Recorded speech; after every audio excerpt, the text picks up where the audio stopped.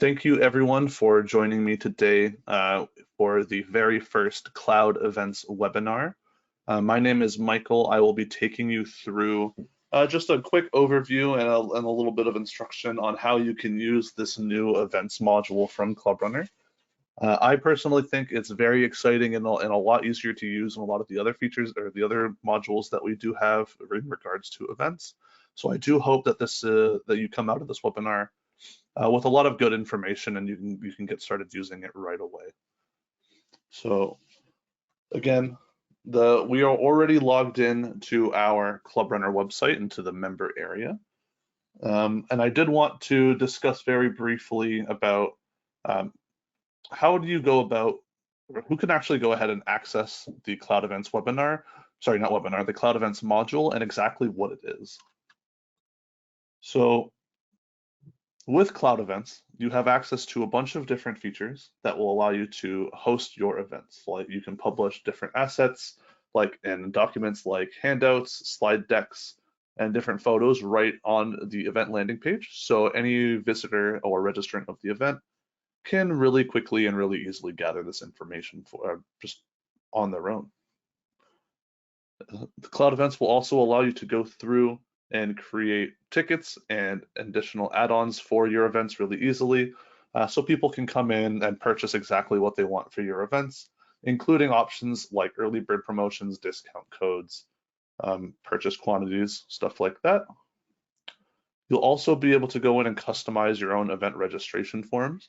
So you know how whenever you register an event, you're typically asked for some basic information, your name, email address, contact information. If they're serving food, you'll often be asked if you have any like food allergies or anything like that. That can all be done within Cloud Events.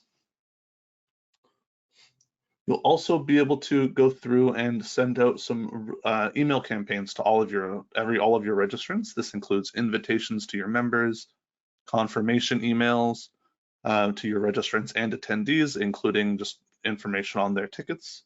You'll also be able to send those very same confirmation emails to your club executives or anyone else that's working on the event, like the event chair. And finally, if you guys do have the online payment module enabled for your account, this will also provide you access to accept credit card payments for any registrations directly through your website. So these are all some pretty good features that come with Cloud Events that I think will be of very good use and a lot of help for many clubs. Now, how do we go about actually getting into Cloud Events and start using it? Very first thing, you have to log into your club's or your organization's member area within ClubRunner. So I'm already logged in here to the Rotary Club of Greentown, as you can see. And I'm going to go ahead and I'm going to navigate to the Cloud Events module. So to do that, in the very first step, in the top blue navigation bar here at the very top of the page, we're going to go ahead and click on Events. And then in the secondary navigation menu, go ahead and click on Cloud Events, and then in brackets, it says Tickets.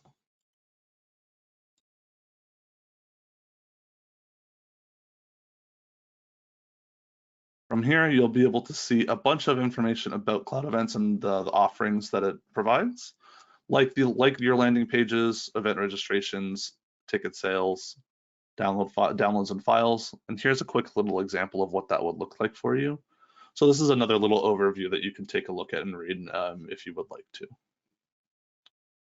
As a note, you may notice that it says Introducing Cloud Events Free Preview. The Cloud Events module is currently available for free for a limited time, so you guys can go in and test everything out, see if it's something that you like, absolutely for free. And somewhere down the line, the pricing might be introduced, but for now, completely free for you to use. Now, if you've gone in here and you've noticed that you weren't able to click into the Cloud Events module, that might be because you don't have the appropriate access level in order to access this feature. So in order to access Cloud Events, you will require an access level of level 60 editor or greater for clubs. So that includes level 60, 50, 40, and 30. And that is editor club executive, president, and secretary, respectively. And that is for club level subscribers. At the district, if you are on a district account, you will require the district administrator access role or the events access role as well. Now, how do we go about actually creating a cloud event? We've talked about it quite a bit. How do we actually get into the meat and potatoes of everything and start putting one of these events together? To do that, on the left-hand side of the page, you will see this View Event List option under the Cloud Events heading right here. We're going to go to either View Event List or Create New Event. But just for the sake so you can see the example, we're going to click View Event List.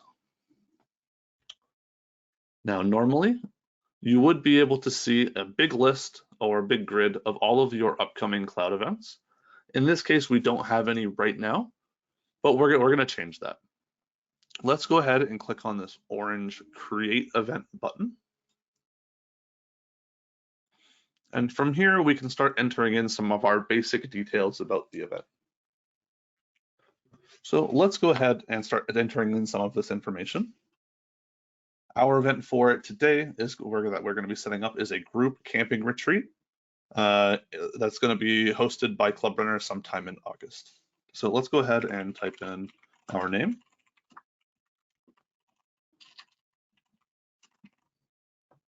You'll see as we type in this name, the name will start to appear up at the top of the page here.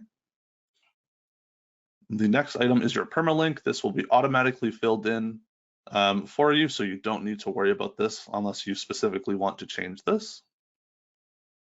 This will end up being used for the website address or like the website address URL for whenever someone visits the landing page.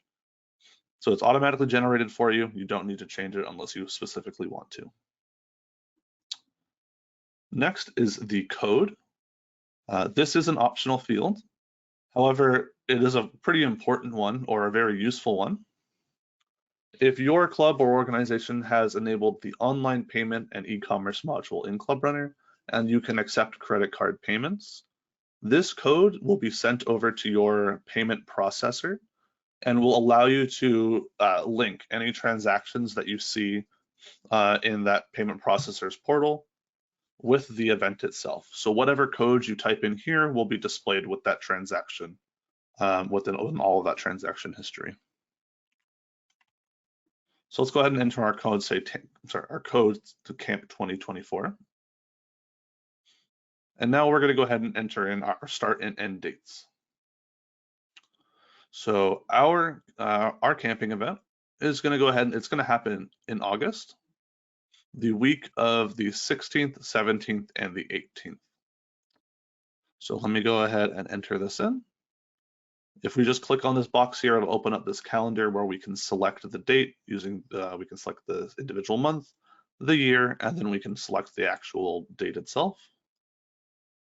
So we have it from August 16th, 2024 to August 18th, 2024. And then for these second options here where it says August 16th, 2024 at, this is where we can specify a specific time. You don't need to do this. But if you want to include this information, you definitely can. So let's say we want everyone to be at their campsites at about 4 p.m. No, you know what? Let's say 5 p.m. And then the actual on the ending date, it will end say at 9. Oh, it'll end at 9 p.m. here. Next, we can select our time zone. So this will usually default to your account's specific time zone, but you can feel free to change it if you have a reason for that. So let's go ahead and change this to here, UTC -5 Eastern time. This is the time zone that the ClubRunner office is in. So let's just go ahead and change it to that. And then that's our basic details. Now we can enter in information about our venue. So let's say we're going to meet, our venue is going to go into at ClubRunner headquarters. We're all going to camp in the parking lot. We're just going to go ahead and camp in the parking lot of the ClubRunner headquarters.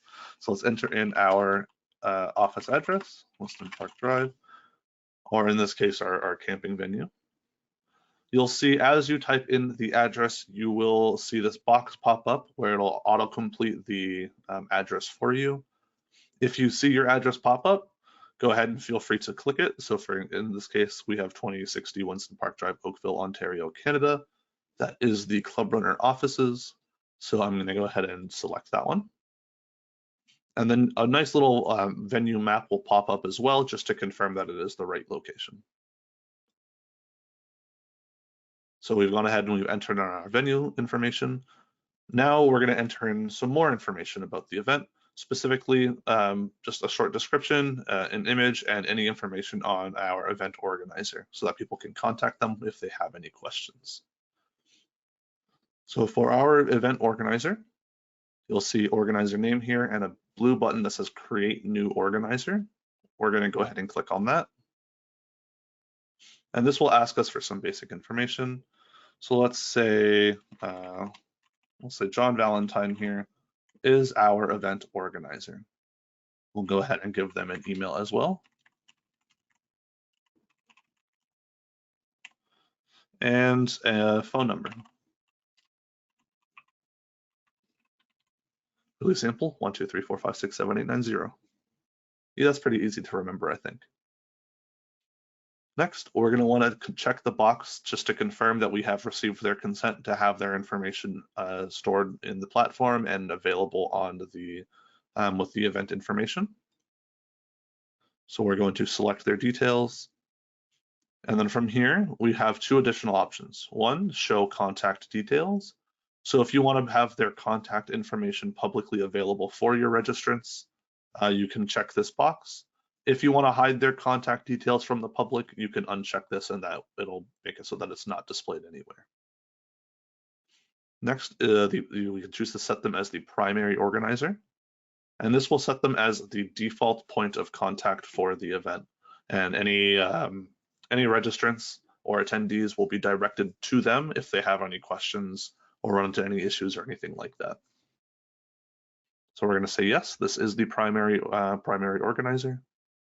And then the very last thing is to select which notifications we want them to receive. So if we want them to receive any notices about successful registrations, any cancellations, specific individual ticket cancellations or entire order cancellations, refunds, or any payments, you can select any of these checkboxes to have this information sent to them in the event that they do occur. And of course, if you don't want that information sent, just go ahead and uncheck it. In this case, we'll leave them all checked. And then all we need to do is go ahead and click on the Save button down in the bottom right corner of this window. You can now see that John is listed as our primary organizer. But let's go ahead and we'll add a secondary organizer as well, who's just going to be an assistant to John. So let's say, Michael Walsh. We'll enter in their information really quickly. We're going to hide Michael's contact information just because he's not going to be the primary point of contact, but we still do want him to receive all this information. Go ahead and click Save. And now you can see we have two organizers listed. You can go ahead and have as many organizers listed as you would like. And you're free, and if you, for whatever reason, you want to change the order, like the order of that they are displayed, you can click and drag on their contact information to move this around. So we can move Michael here to the top of the list, or we can move him back down to the bottom.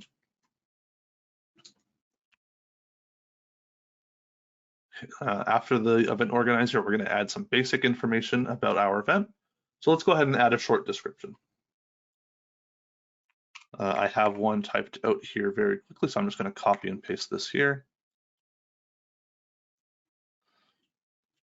So we can enter in this short description just to share a little bit of information about the event.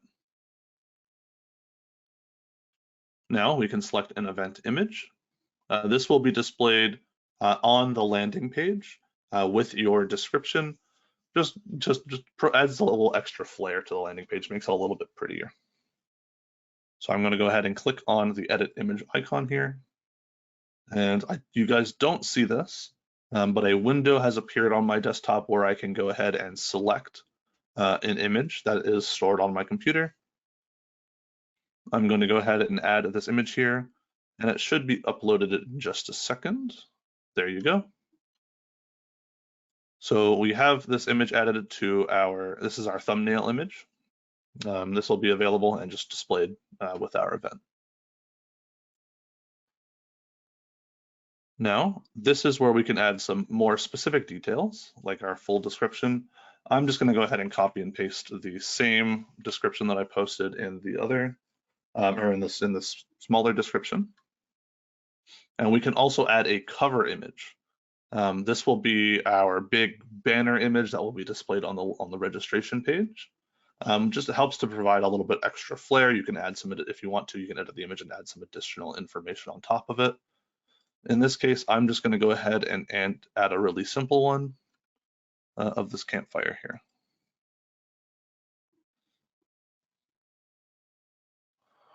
So we added our cover image and our descriptions.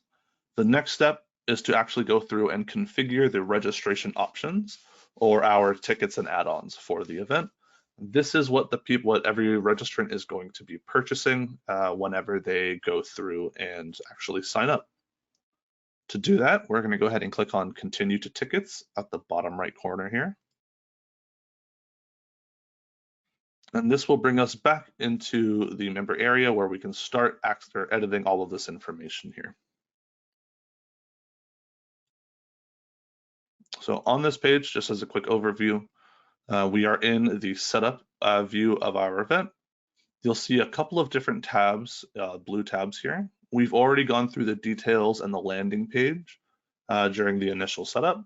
We are now working on this tickets and e-commerce section. Again, this is where we'll handle all of the different tickets and options for people to purchase through their registration.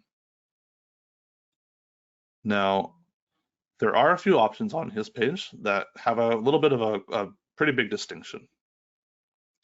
Your tickets here, these are the primary items that someone will be purchasing. So in the case of our event here, our group campsite or our group camping retreat, we will be selling off individual campsites that people can purchase. So for each different type of campsite that is available, we will have its own specific ticket, and this will be the main thing that people are purchasing. There is also this products section just below, and this is where you can add like smaller additional add-ons that people they're not required, but people can go in and purchase this if they would like.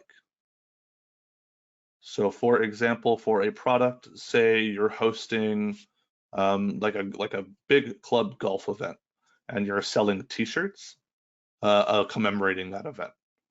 You can add those t-shirts into this product and you can have multiple different options of it, just allowing you to go through and sell optional stuff. Then we have donations. We can allow individual people to go in and submit additional donations with their registration. And we can also set up promo codes. We will go through each one of these, but let's first go through and set up our actual tickets. To do that, we're going to go to the tickets section and just click on this blue Add Tickets button. So we'll load up this window for us, and then we'll be able to start entering in our information there. Looks like my internet is being a little bit slow right now, so just bear with me for a couple seconds.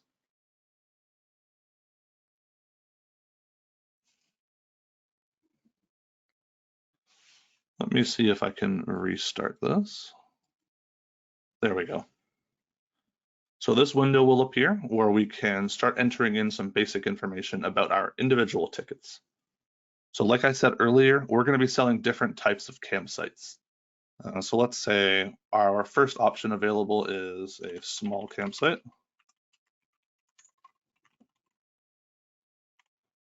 We can enter in a ticket code similar to, campsite. The ticket code similar to how we did it before, or like the event code. This will be tied to individual purchases and transactions within the event and your payment portal if you are using that online payment option. So let's say small, and then we can enter in a quick description of the event. Small campsite fits one family. And then, of course, you can add any additional information. You can add links, images, whatever you would like to these descriptions as well. Next, we'll scroll down in this window, and we can select the minimum and maximum amounts of tickets that an individual can purchase. So say we want to limit, an individual ticket so that people can only buy a maximum of 2. We can go ahead and enter in that information into the maximum field. And then the opposite for the minimum. If there's a minimum amount of these that you want someone to be able to purchase, you can. Next, the default price is where we will set the actual pricing for the specific ticket. So let's say a small campsite will be $120. And next is our limit. This is where you can set like total registration limits. So say, for example, we have 10 small campsites that we can sell off and that are available for us. We can enter in that limit at 10. And once that limit has been reached across all of the different registrations, the small campsite option will be no longer available. And then the last item here that we need is the ticket availability. With this, we can change when this ticket is available on. So say we want to open this ticket up partway through the event, for example. Let's say we want this ticket to only open up on March 1st. Any date before March 1st, this small campsite ticket will not be able to be purchased by anyone until the day of March 1st comes. And the same thing for ends on. If we say it's only available from March 1st through March 31st, only during the month of March will this ticket be able to be purchased. Now, if you don't want to have any restrictions on this, you just want to have it open throughout the entire registration period, just go ahead and leave this blank. So let's go ahead and click save. And now you'll see our small campsite has been entered, and you'll see all of that information that we entered here. So we have our ticket name, our ticket code, any restrictions, is it visible? Is it currently visible to registrants? How many have been sold, the price, and how much we've actually earned through this ticket itself. Now let's go ahead and add a couple more. I'm going to go through this very quickly, just so we can get these in. We'll do a medium campsite.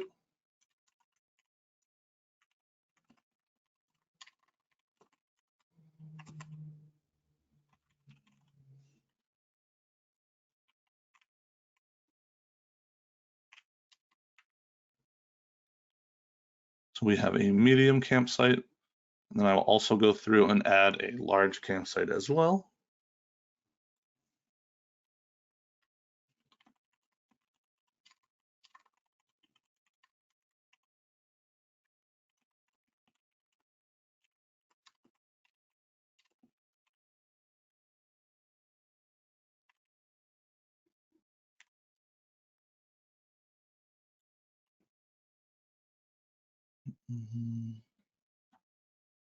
So we have a variety of different tickets that are available. I'm going to go ahead and add one more, just to show you an example of it, of something that we can do later down the line.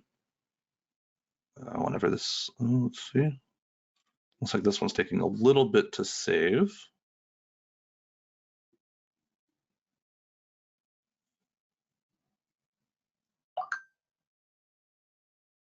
Let me see if I can close this and refresh. There we go. So we have our large campsite, and let me go ahead and add one more. We'll also add a meal ticket.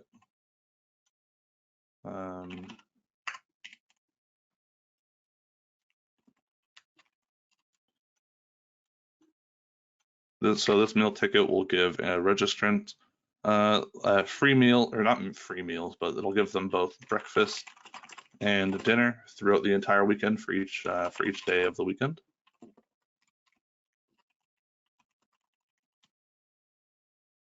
Each day.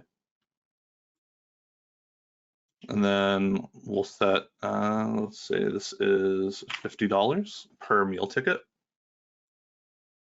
And then we'll go ahead and click save again. So we've added a bunch of our tickets here. If you want to change the order of any of this, you can click on these three dots on the left-hand side, click and drag, and you can change this around as you wish. And if you want to come back and edit any of these at any point, under the actions heading over on the right-hand side, the actions heading, click on the drop-down menu, and you'll be able to see, you'll have edit. You can edit the event to access that very same window we were just looking at. We can create a copy of it, or we can just straight up delete it and remove it from the event. Next, we have our products category.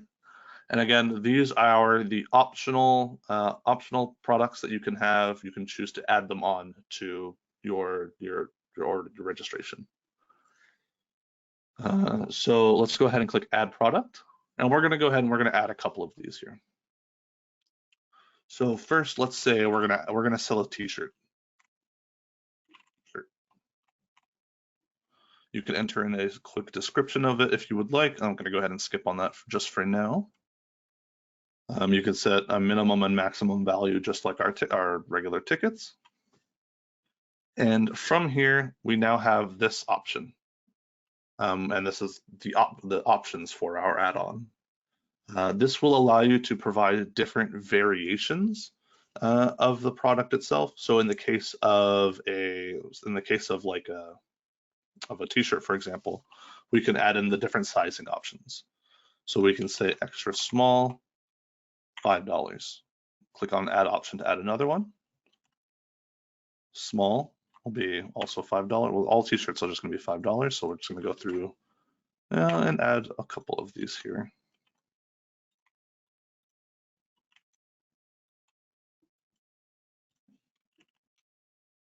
So we have extra small all the way through double XL.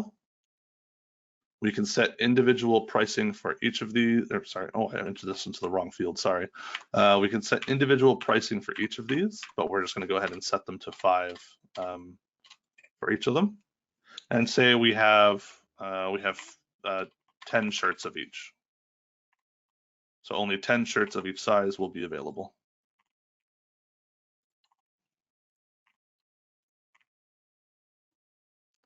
Now you might see these icons on the right-hand side. The trash can icon will allow you to go through and actually just remove that option. The eye icon here will hide that option in the registration process. So if for any reason you need to come through and remove one of these, but you don't want to actually delete it, you can use this eye option to just remove it from that registration page, and no one will be able to see it. And then if we click on this drop-down arrow here, you can set individual minimums and maximums for the specific options. And a pretty cool thing that you can do with this is the conditional buy ticket. So if you have, for example, for your event, you have a standard ticket, which just provides entry to your event, and then a premium ticket where you can purchase additional shirts or different other add-ons.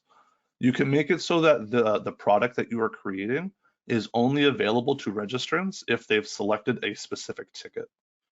So for example, we could just make it so that only people that bought a large campsite will be able to purchase a t-shirt. And we can include as many different tickets as we want here. If you don't care about any of that restriction, you can just leave this blank and it'll make it available to everyone. So we're going to go ahead and add our t-shirt here. And then you'll see we have all of those options listed. And then let's go ahead, let's add another product. Let's buy something, be able to sell people some firewood. So that's $25. But we only want to sell this to people that have the campsite tickets. Go ahead and click save. Oh wait, sorry. Looks like we need to add. We didn't add the title here. Now go ahead and click save.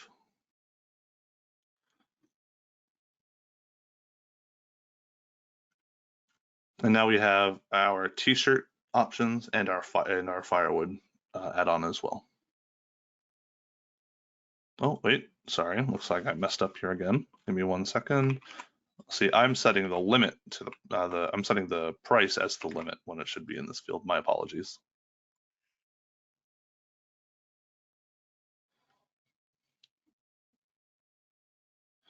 There we go. That should be good to go. Yep. So next, we have the donations option. This will only be available to you if your club has enabled the online payment and e-commerce module to accept credit card payments. Oh, actually, sorry, no, that's not true. My apologies. You should be able to use this and allow donations. People will be able to add additional options or additional money to their purchase to provide a donation to the account. All you need to do is select this allow donations option, and you can include a quick message. Thank you for donating. Your donation will go towards paying for campers' meals.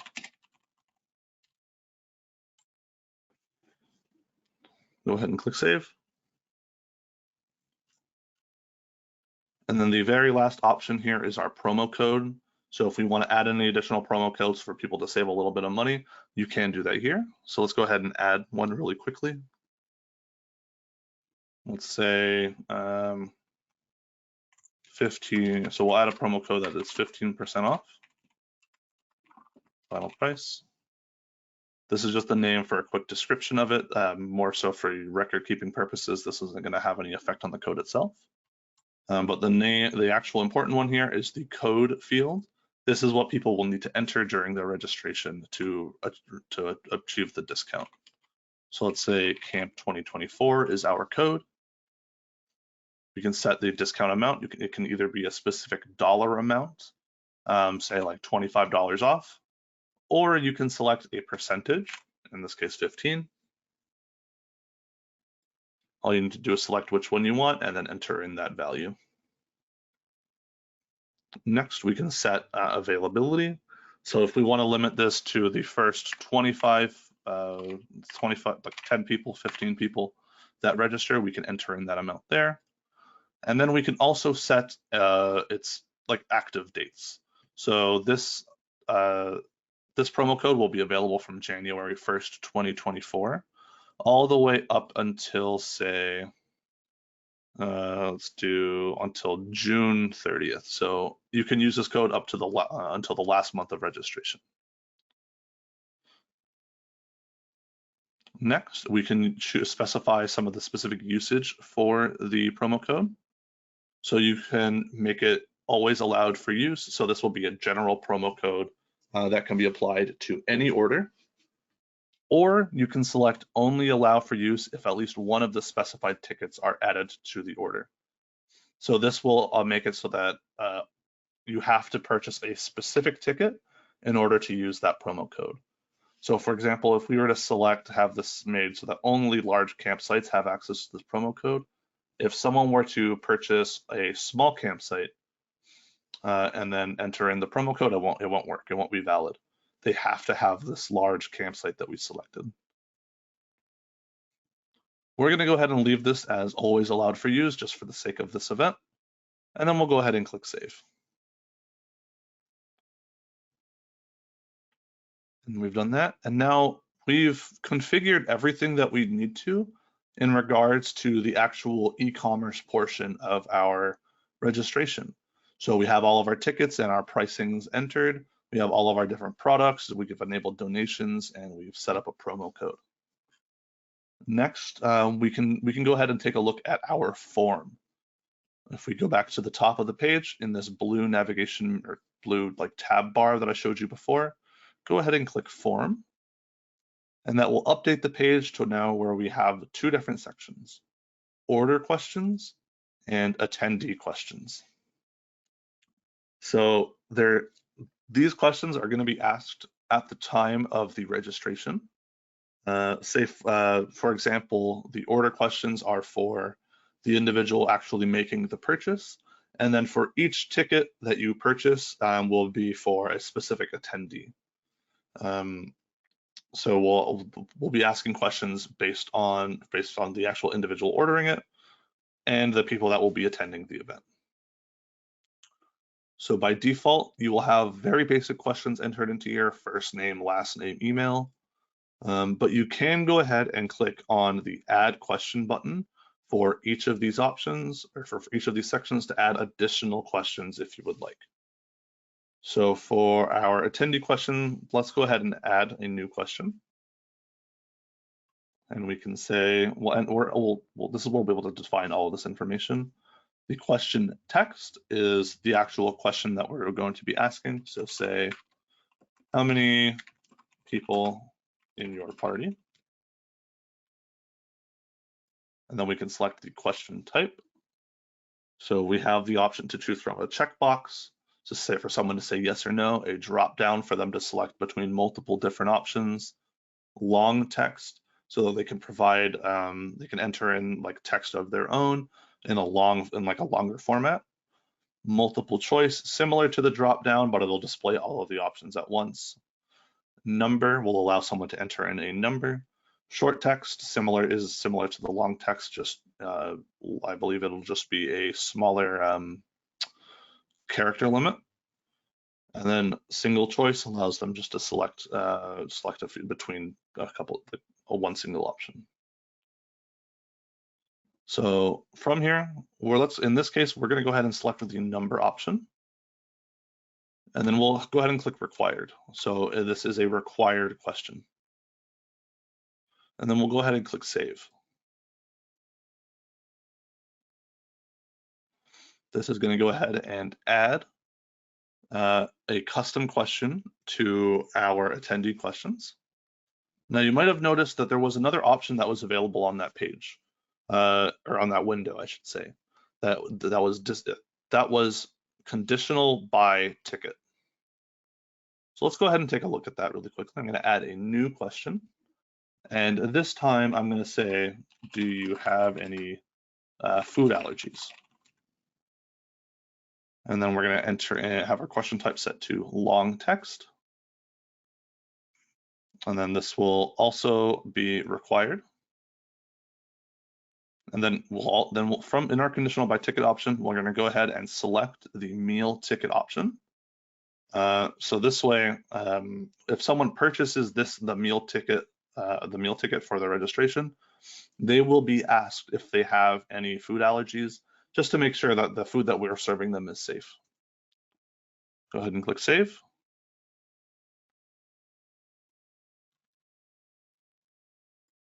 And now you see that we have both of our questions here. If you want to change the order of these, you can go ahead and move, click and drag on these three little dots to the left of the question. And that's pretty much it for customizing the form and all the questions that you're asking during the registration process. Now let's go ahead and take a look at some of the remaining settings for our event. So to access this page, I just clicked on the settings option in the blue tab bar up at the top. And here we can go through and select our event currency. This will be, by default, it will be the currency of your account. But if for any reason you wanted to sell tickets in a separate currency, you can go ahead and do that. Oh, there we go. So we can change you see our account currency is in the Canadian dollar. You can change the event currency to something else. So let's say, for example, the US dollar. Let's do, looks like another option that we have isn't quite too happy with that. So let's see if we can change this. There, so we'll change it to the Brazilian real just for the sake of this example here. And now we'll have to go ahead and create what's called a new spot rate. The spot rate is what will determine the translation between the Brazilian real back to our account currency. So we'll see, we'll select our source currency as the Canadian dollar, the destination currency is the Brazilian real, and then the coefficient will be the amount that the source currency is multiplied by in order to convert it into that that final destination currency. It'll be the exchange rate effectively. So I'm not too sure what the correct coefficient would be for the Brazilian real here, but I'm just going to say 1.12. And then this will create a new spot rate for you. All you would have to do is go ahead and click save, and then all of your currencies will be converted into that new selection you just used using the spot rate that you set. In this case, I'm just going to go ahead and set it back to the Canadian dollar by default. Click save. And then from here, we can set up our payment options. If we click edit, this will allow us to set up which options are available for people to, allow us to set up which options for people that people can use to purchase their tickets and their registration. So you'll see we have a couple of different options here. Allow credit card payments. This will only be available if you have enabled the I don't know what's going on here, sorry. Looks like everything's just closing on me. Let's open that up again. Yeah, so the online credit card payments option will only be available if you have the online payments module, and that will allow you to go through and accept credit card payments. If you do have that option available, you'll be able to select this checkbox and select the merchant account that you have tied to your ClubRunner profile, and this will be the account that all of the credit card transactions are going through. If you want to accept check payments, you can check the allow check payments box and include some instructions here. Mail check payments to, and then you can include like an address.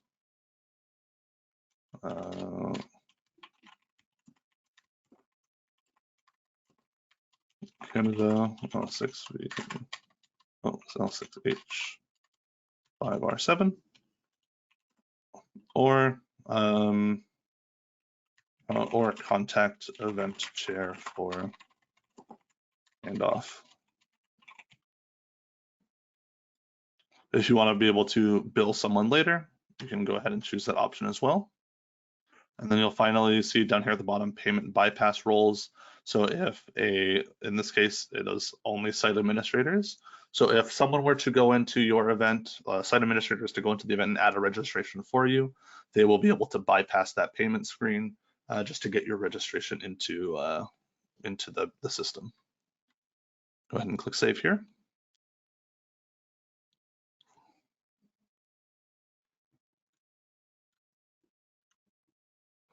And then here, the remaining items here are just some email notification options. So you can choose to send an email notification if an administrator is registering someone. Same thing for an invoice to the buyer if an administrator is registering for them. If you click edit, you'll be able to say yes or no to these options. And then down here is our email notification templates. These are all of the different types of notifications that can be sent out for your event. So we have attendee about successful registration. So this will be like a confirmation email just to confirm that someone had registered. This will send a confirmation email to the ticket buyer. This one will send a confirmation email to the event organizer. And then you have all of these different notifications that you can go in and you can customize.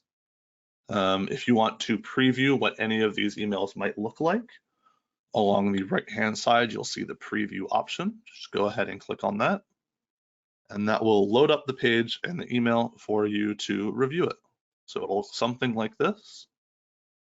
You might notice that there's a couple like squiggly brackets in here with some weird looking text. Those pieces of information will be automatically replaced with information regarding the event and that specific ticket or the buyer's information, what have you, when it's been sent out. So no worries about that. If you wanted to change the template that is being used, go ahead and click the edit button in the top right corner. And then for each individual notification type, you can click on the drop-down menu to select a template. By default, there will only be the one available, but if you click on this Manage Email Templates option right next to the edit button, you'll be able to go through and create your own just by going ahead and clicking on this Add New Template option or this button. And then once that's created, you'll be able to select it for the notifications.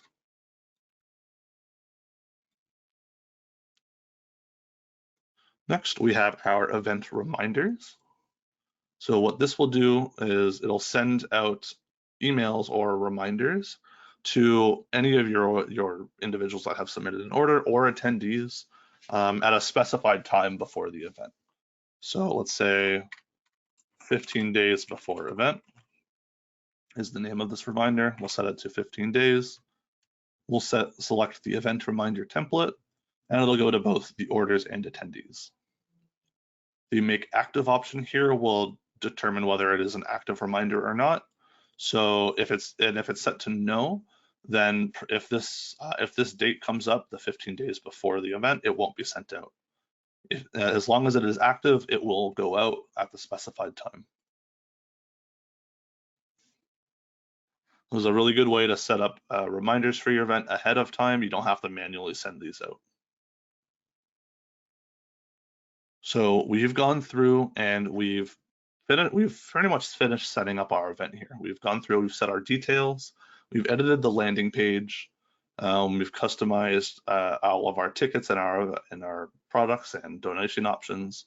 We've added some custom questions to our form, and we just confirmed all of the settings that we have here. Now, we haven't actually seen any of this come to fruition quite yet. So let's go through and we will register for our event. First, we're gonna have to publish it. So in the top right corner, you will see this orange publish button. I'm just gonna go ahead and click publish, and then click OK to confirm.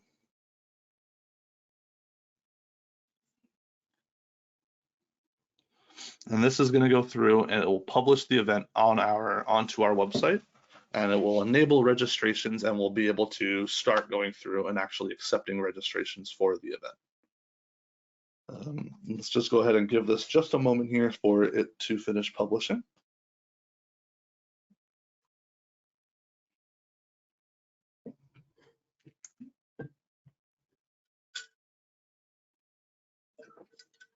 Looks like it's taking a little bit longer than usual. I'm going to go ahead and see if I can refresh the page. Just bear with it for just a second here.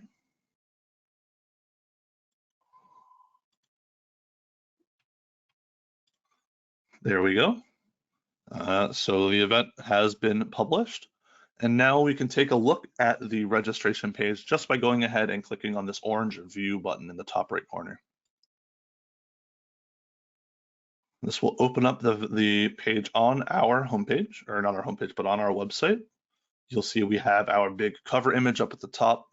If we scroll down, we have access to the description that we provided earlier, the dates and times for the event, information about our event organizers, as well as where it's located. Now, let's actually go through that registration process. I'm going to go ahead and click on the register button. And that will open up this little window for us to go through and actually start entering these details for our registration. There we go. So let's go ahead and purchase some items. I'm going to go with my family, and my group is going to have 2 families effectively. So I'm going to go ahead and select a medium campsite. a meal, and we're also going to have a meal ticket. There will be about, let's say 6 of us. So we're going to purchase 6 meal tickets. And then from here, we can go ahead and purchase a shirt. Let's say my daughter really wants a shirt. She wears a size small, so we'll buy her a shirt. We will also like some firewood, so let's get a pack of firewood for each day of the weekend. And then we scroll down. The very last option is our donation. So we're also gonna go ahead and donate, say $25. So we'll just enter in that amount, and then we'll go ahead and click on proceed to checkout. Oh, sorry, looks like I made a little bit of a mistake for the t-shirt when we were going in. So unfortunately, we're not gonna be able to get that t-shirt right now. So I'm just gonna correct that and proceed to checkout. And then from here, you can see we have all of our information. So let's go ahead and enter in our promo code. Oh, sorry, it was Camp 2024. I'll click apply. You can now see our promo code has been applied for a total of $78.75, 15% off. And now we'll go through and we'll enter in some information about our tickets. So let's say I am the buyer, John Valentine.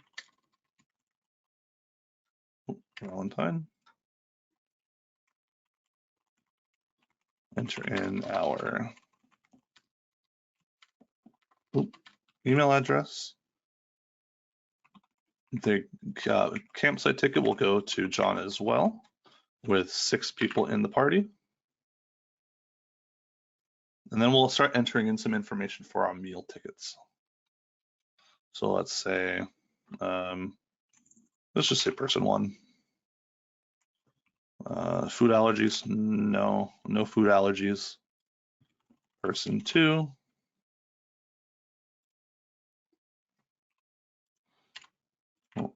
So now that I'm going through this registration, I realize that this how many people in your party should have been a buyer question. Now it's asking us for each of the individual tickets. No food allergies. Person 3. No food allergies.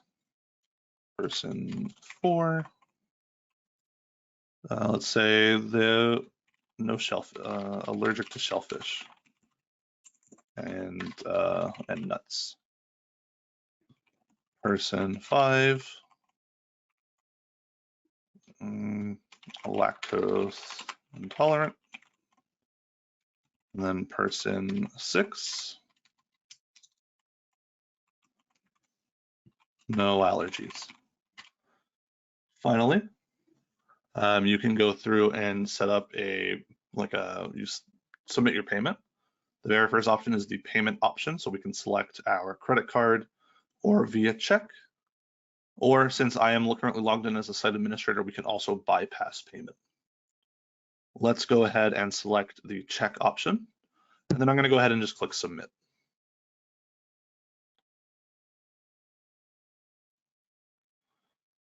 And then from there, you'll see your order is all set. Confirmation emails will be sent out to the buyer and all the attendees, as well as the event organizer if you've set that up, and you're good to go. Now let's go back to the registration. I do see you guys have a couple of questions. I will get to those very shortly. I want to show off a couple of other items here before we do that.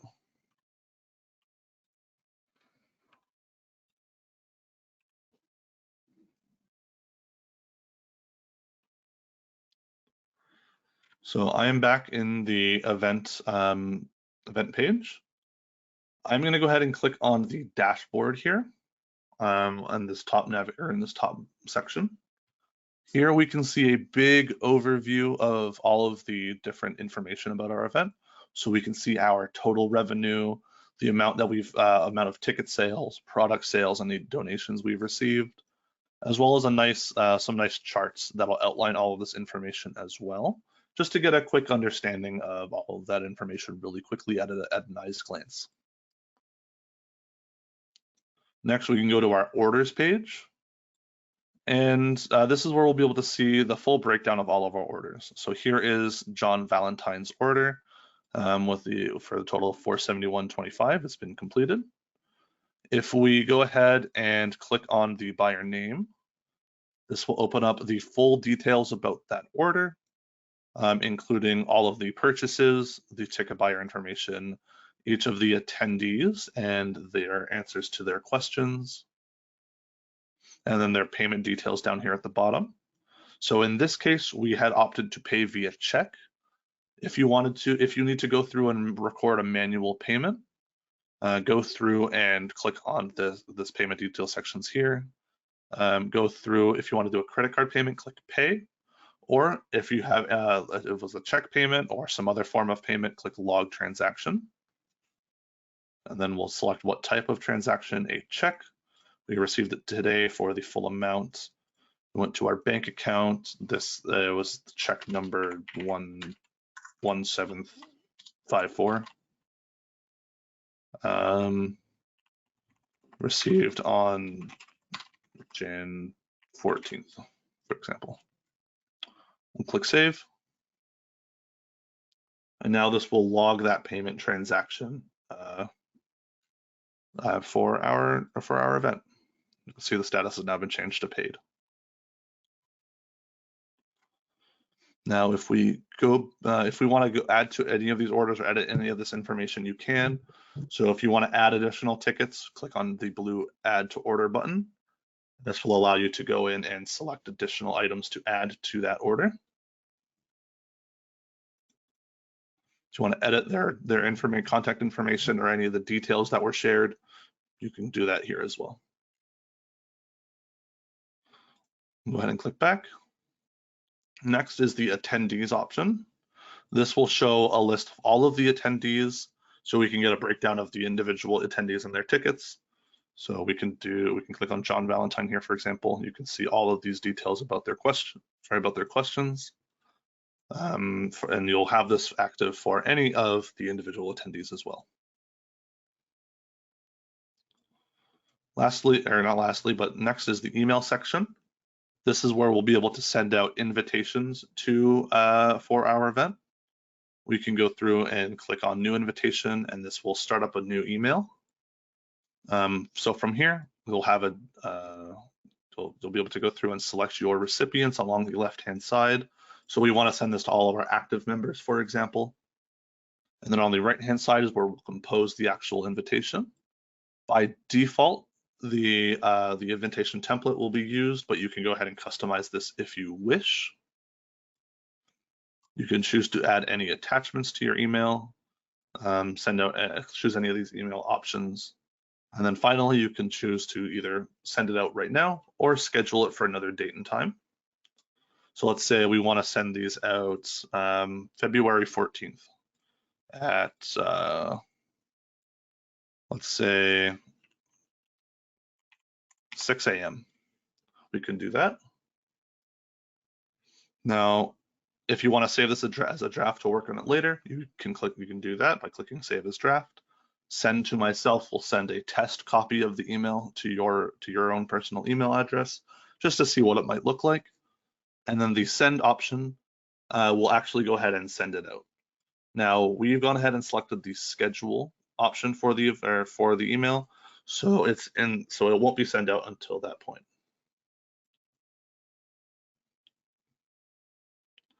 You can also go ahead and just send out regular standard emails as well through the new email option. And then finally is the documents section. So if you want to store any documents related to the event, say like waiver forms, just to sign that people need to sign off in order to attend, you can include those here. I'm going to go ahead and upload one really quickly, just so that you guys can see what it looks like. I know we're a little bit over time, so I'm gonna try to finish this up real quickly here.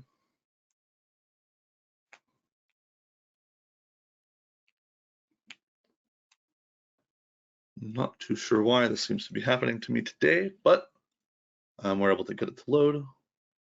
So we can enter in our title. So let's say waiver form, sign waiver to attend, public, and then we'll select a random file here just for an example.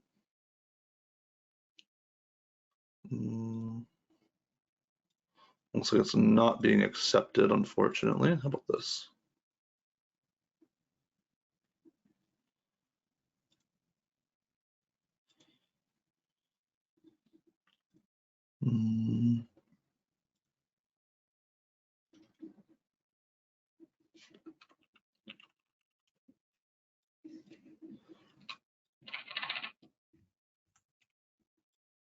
There we go. Sorry about that. So we'll go ahead and type this in again. Say the waiver form.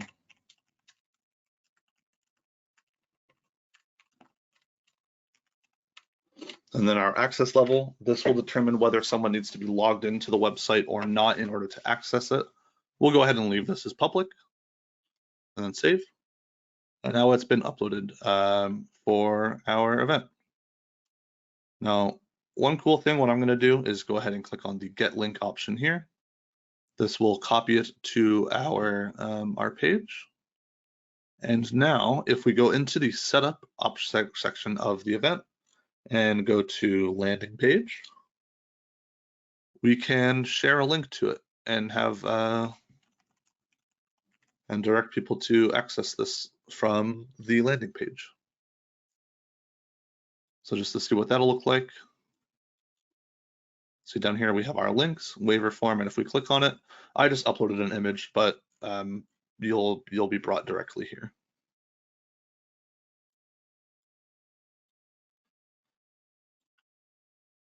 Okay, yeah, so that was about everything for cloud events today. I do see you guys have a handful of questions, so I will go through those very quickly here. Diane, can an event be saved in draft for testing like a sandbox?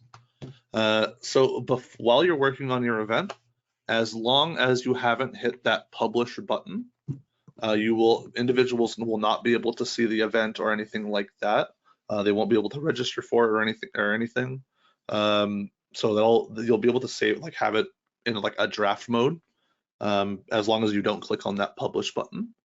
If you have clicked that publish button, you can go ahead and click on this close registrations button here in the top right corner.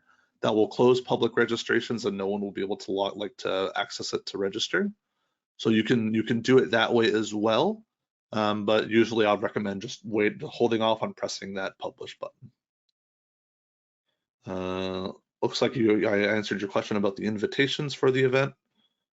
So that's good to go. How do you know if the club is set up as a merchant, perhaps done by a past member? Thanks.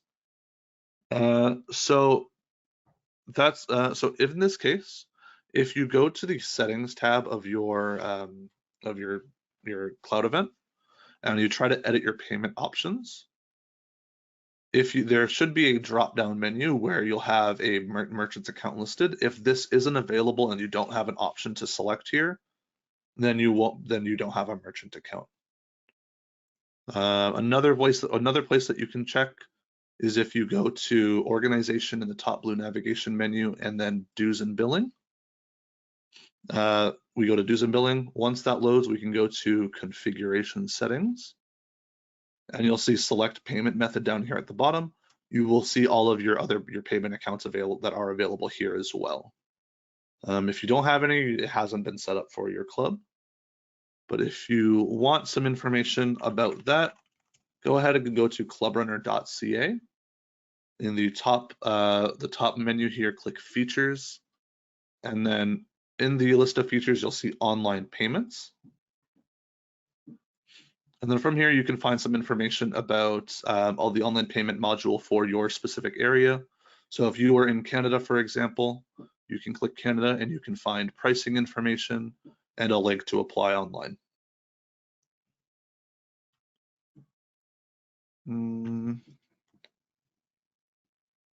Is there any way to do social media posts of the cloud events? So there isn't any specific way to do that built into the module itself.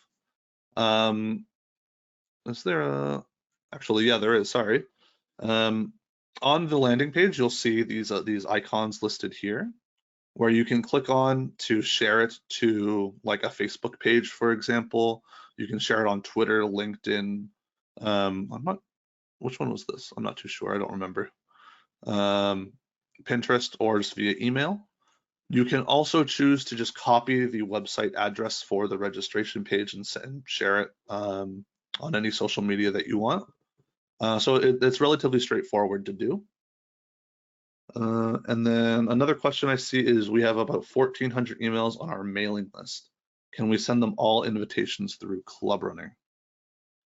So when you're referring to your mailing list, I believe you are referring to contacts that you, or like your contacts that you have like in the contacts module here. I believe you should be able to, but let's take a look.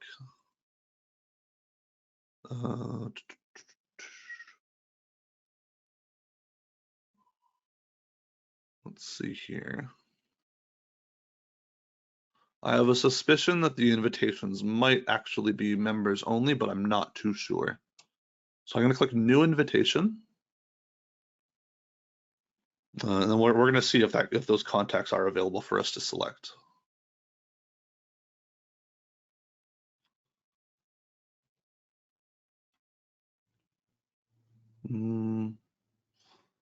Yeah, perfect. So you do have access to contact groups, which means you would also have access to that mailing list.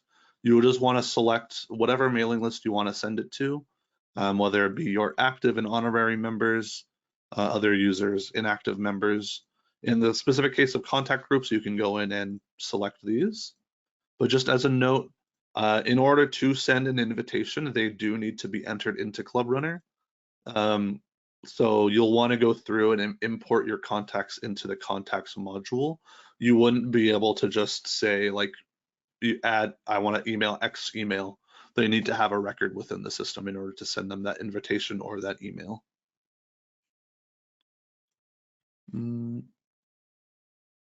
So I don't see any other questions. If you guys do have any other questions, please do feel free to put them into the Q&A box, and I'll try to answer them for just another couple minutes before I get going, or before we close off the webinar for today.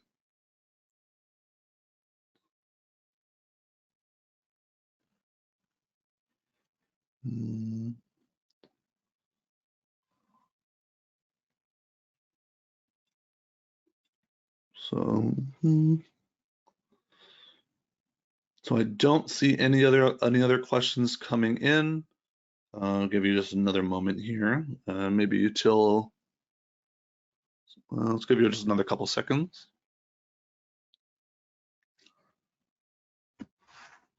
Oh, we have a domain for our event. Can we use that instead of the portal address? That's a good question. So if you have a domain name set up for your event, set up for your ClubRunner website, that will automatically replace the portal.clubrunner.ca address with your domain name. Now, if you mean that you have a separate website that you use to advertise your event, and then you just want to be able to direct people to this registration page, that is something that you can do as well. So let's go ahead and go back to our cloud event here. Oh, there we go.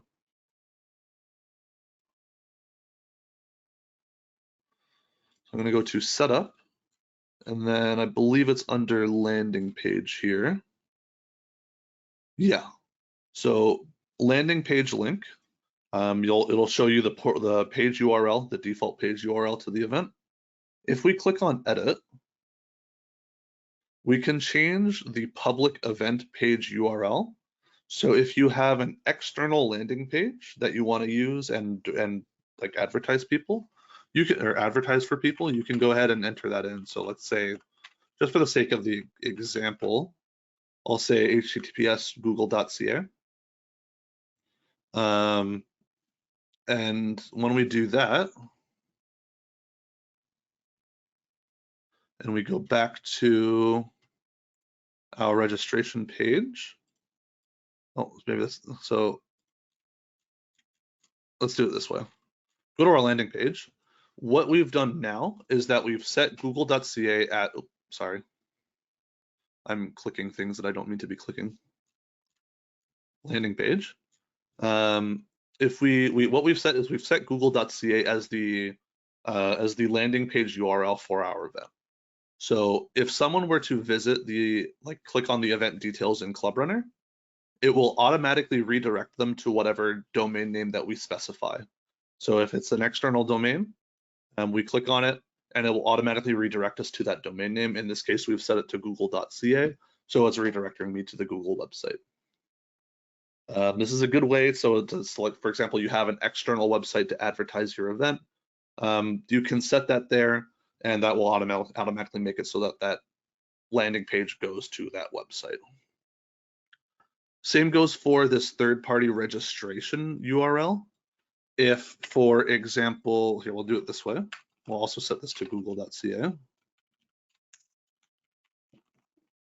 We'll set the registration URL to google.ca.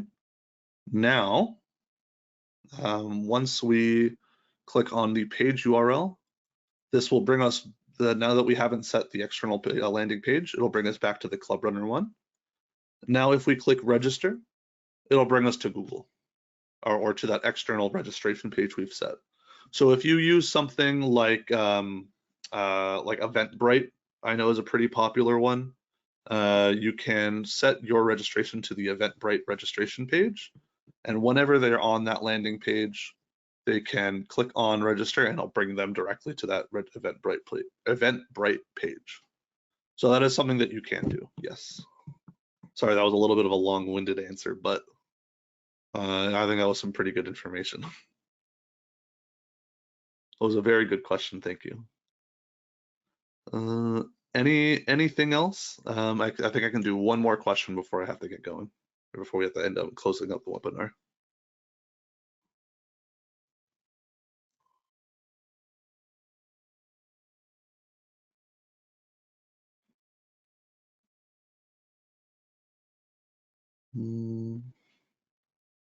I don't see anything else coming in for now, so I'm going to assume that you guys are out of questions.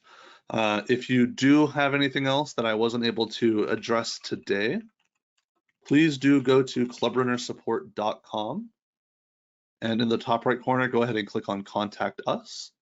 This will bring you to this contact form where you can fill out your name, email address, and a message. It'll send a ticket over to our support team, and we'll get back to you as soon as we can with any answers that for any questions or issues you might be running into. So with all that said, thank you guys very much for joining us today for the Cloud Events webinar. I think all the information, or I hope all the information that we went through today was very helpful, and I hope it's been useful for you to get started on using the Cloud Events module on your own. So I'm going to go ahead, I'm going to close out the webinar with all of that, and I hope you guys have a great rest of your day, evening, morning, wherever you are. Thank you. Goodbye.